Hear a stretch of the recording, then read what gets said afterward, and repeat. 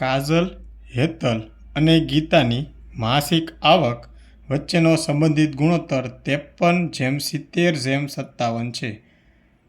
જો હેતલની વાર્ષિક આવક ₹4,20,000 હોય તો કાજલ અને ગીતાની વાર્ષિક આવકનો સરવાળો કેટલો છે? સોલ્વ કરશું આપણે. આપણને ગુણોત્તર આપવામાં આવેલો છે કાજલ, હેતલ અને ગીતા. તો કે લખશું કાજલ, હેતલ અને ગીતા. કેટલો ગુણોત્તર આપવામાં આવેલ છે? કાજલનો છે 53x, હેતલનો છે 70x અને ગીતાનો છે 57x. આપણને શું આપવામાં આવે છે? તો કે માસિક આવક વચ્ચેનો સંબંધિત ગુણોત્તર. જો હેતલની વાર્ષિક આવક ₹4,20,000 હોય તો કે હેતલ ક્યાં છે? તો કે અહીંયા. કેટલે છે? તો કે 4,20,000.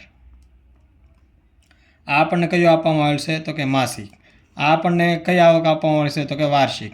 હવે આપણે મિત્રો ગુણોત્તરની અંદર જ્યારે આપણે કરતા હોય ત્યારે મહિનાને અને વર્ષનો બંનેનો ગુણોત્તર સેમ થાય. એટલે આને આપણે બરાબર 70x ધારી શકીએ. એટલે લખીએ 70x બરાબર 4,20,000. આનાથી આપણને એક્સની કિંમત મળી જાય 4,20,000 છેદમાં 70. એક મીંડું ગયું 7 × 42. કેટલા મીંડા હોય છે? 1, 2 ને 3. 1, 2 ને 3. તો આપણે લખીએ કે x બરાબર 6,000. હવે આપણને માંગ્યું છે શું? કાજલ અને ગીતાની વાર્ષિક આવકનો સરવાળો. તો કે કાજલ કેટલી છે? તો કે 53x. 53x વત્તા ગીતા કેટલી છે? તો કે 57x. તો કે 57x. આ બંનેનો સરવાળો કરીએ તો 7 ને 3 10, 1 વધી 1, 5 ને 5 10 ને 1 11. તો કે 111x.